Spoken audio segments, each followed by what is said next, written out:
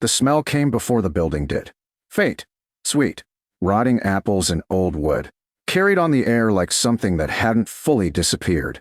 Clara noticed it halfway down the dirt road. That's it, she muttered, because nothing else out here made sense. The land stretched quiet on both sides, overgrown fields pushing into what used to be clear paths. No houses, no traffic, just wind brushing through dry grass and the distant creak of something shifting in the distance. Then the mill came into view. It wasn't large, but it wasn't small either. A low, wide structure made of dark wood, its roof sloping unevenly where time had pulled at it. One side dipped slightly, the boards weathered and grayed, but not collapsed. The wheel beside it, old, wooden, stood still, but intact. That was the first thing she noticed. Not broken, just waiting. Clara stepped off the road, her boots sinking slightly into the softer ground as she moved closer. Her bag hung light against her shoulder, because there wasn't much left to carry. At 22, with nothing left.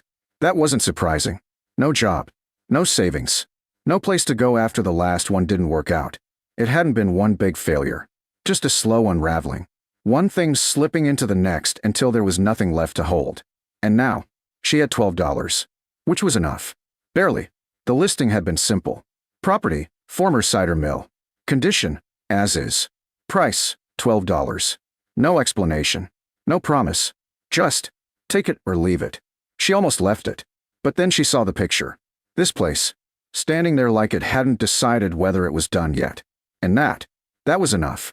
Clara stepped onto the warped wooden platform in front of the entrance. It creaked beneath her weight, but didn't give. Second thing, still held. She reached for the door, paused, because this was the point. Not dramatic, not loud, just a decision. She pushed. The door opened with a low groan, the sound echoing softly into the space beyond. Inside, dim light, dust, and that lingering smell of apples that had seeped into everything. Clara stepped in slowly. The main room stretched wide. Long wooden beams ran across the ceiling, thick and solid. The floor was worn but stable, stained in places where juice had once soaked through. The press stood in the center. Large, heavy, built to last. Not rusted, not broken, just unused. She walked toward it, ran her fingers along the surface. Dry, rough, but solid. Okay, she said quietly. Not good, not bad. Just usable. She moved further in, one step at a time. Not everything, just the next thing. That was the rule now. Not everything, just what mattered. The press, stable. The beams, strong. The walls, holding. That was enough. The back room, smaller. Storage, barrels lined one side. Some broken, some intact. Shelves on the other, mostly empty. A narrow doorway led further back. Living space, basic, but usable. Clara stood there for a moment, looking, not at what it was, at what it could still do. This works, she said, and that was enough. That night, she stayed. The mill was cold, but it blocked the wind. The walls held the space, contained it. She cleared a section near the back, used her coat as a blanket, her bag as a pillow.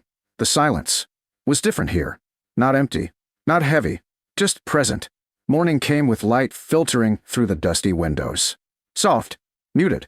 Clara sat up slowly, her body stiff, her breath visible in the air. She looked around again, not at everything, just the next problem. The door, she said. It didn't seal properly. The frame had shifted. She searched the mill, found tools near the press. Old, but usable. A wrench, some nails, a length of metal rod.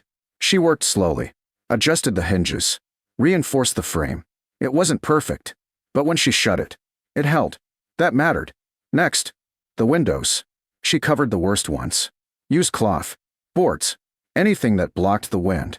By the end of the first week, the mill had changed. Not visually, not in a way anyone else would notice, but in function.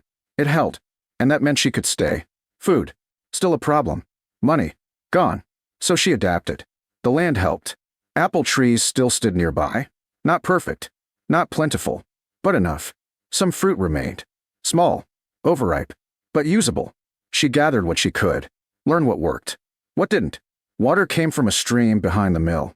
Cold, clean. That became the routine. Morning, fix something. Midday, find food. Evening, hold warmth. Repeat. Days turned into weeks.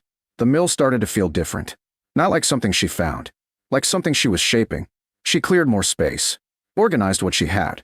Created sections. Sleeping. Storage. Work. It still looked worn. But it felt controlled.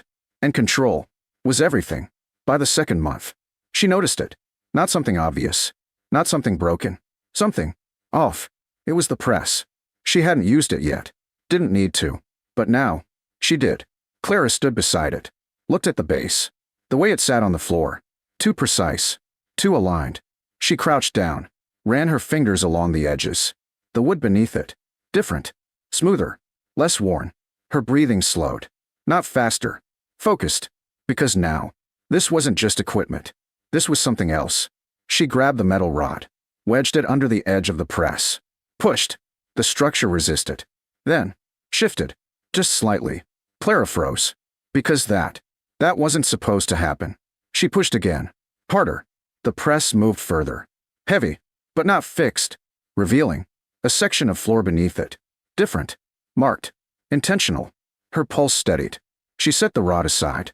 Reached down. Pressed against the wood. It didn't move. At first. Then, a click. Soft. But clear. Clara pulled back slightly. Looked around. The mill stayed still. The air didn't change. Everything held. She reached forward again. Pulled. The panel lifted. Slow. Controlled. Revealing a hidden space beneath the press. Dark. Still. Untouched. Clara leaned closer. Her focus sharp. Because whatever was hidden in that press room was never meant to be found. And now, it was. She reached in. Her fingers brushing against something solid. Something hidden. Something waiting. She pulled it into the light. And everything changed. Clara didn't pull it out quickly. She eased it up from the darkness beneath the press, careful not to scrape it against the edges of the opening. It was a crate. Not small. Not light. Wooden. Reinforced at the corners, sealed tighter than anything else she had seen in the mill. It didn't belong to the decay around it. It belonged to intention. She set it down on the floor beside the press and just looked at it for a moment. Because this didn't feel abandoned. It felt paused. She ran her fingers along the lid. Found the latch. It wasn't rusted. That mattered. She lifted it. The crate opened. Inside, glass. Rows of thick bottles, each sealed with dark wax, labeled in tight, precise handwriting. Not cider. Something else. The liquid inside wasn't the cloudy amber she expected. It was darker. Richer. Almost black in the dim light. Clara picked one up. Turned it slightly. The label read, Batch 7. Reserve ferment. Do not sell. Her brow furrowed. She set it down and reached deeper into the crate. Beneath the bottles. Paper. Bound. A ledger. She opened it. The pages were filled with entries. Not just production notes. Not just batches. Something more detailed. Fermentation cycles. Temperature control. Barrel aging. Chemical breakdowns. Adjustments. Failures. Refinements. This wasn't a cider log. This was experimentation. Deliberate. Precise. Whoever had run this mill hadn't just been making cider. They had been creating something new. Something stronger. Something different. Clara flipped further. The entries became more refined. More confident. Then, the final pages. Short. Minimal. One line repeated. Not for volume. For value. She sat back slightly. Because that changed everything. This wasn't a hidden stash. It was a finished product. A formula. A system. One that had never been brought to the surface. Clara closed the ledger slowly. Her mind steady. Not racing. Because panic didn't help. Understanding did. She didn't take everything. Didn't move the crate. She put it back. Closed the panel. Slid the press back over it. Like it had never been touched. Then she sat in the quiet of the mill. Thinking. Because now, this wasn't just survival. This was opportunity. But only if she handled it right. The next few days, nothing changed on the outside. She followed her routine. Collected apples. Repaired the roof.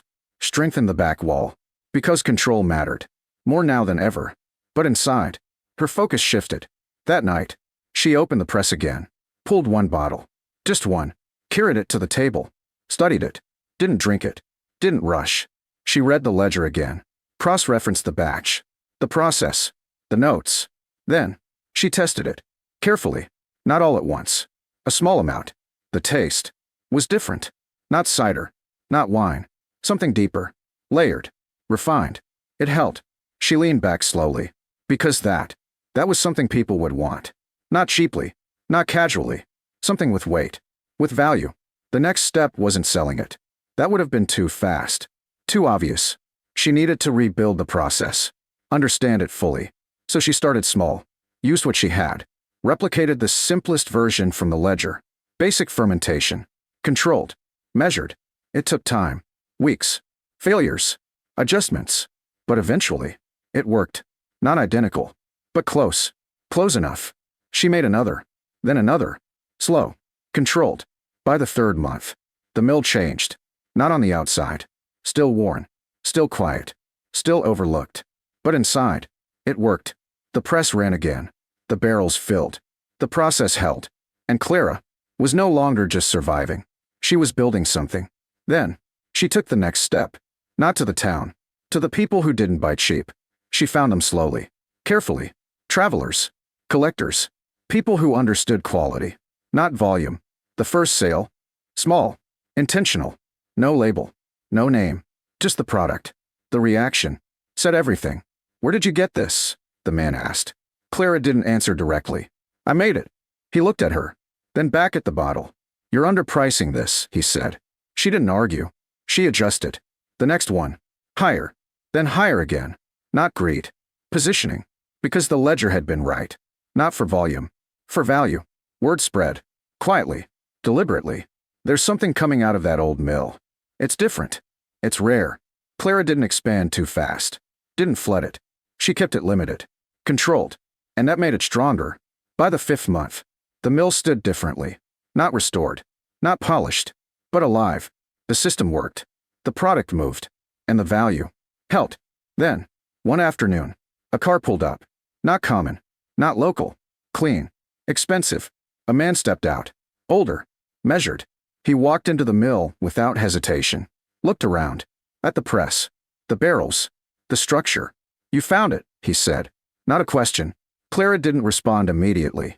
Then, I built it, she said. He smiled slightly. That's not the same thing. Silence. He stepped closer. Picked up a bottle. Examined it. You followed the notes, he said. Yes. And improved them. She didn't answer. He didn't need her to. I worked with the man who started this, he said. That landed. Quiet. But clear. Clara leaned slightly against the table. And, she asked. He never brought it out, the man said. Didn't trust the market. Clara glanced around. The mill. The system she had built. I don't need the market, she said. I need the right people. He smiled. Exactly. A pause. Then, what do you want, she asked. He set the bottle down. Nothing from you, he said. Another pause. I want in. That shifted things. Not control. Partnership. But Clara didn't answer right away. Because this mattered. She thought. Not emotionally. Structurally. Then, no, she said. He raised an eyebrow. No. I don't scale this, she said.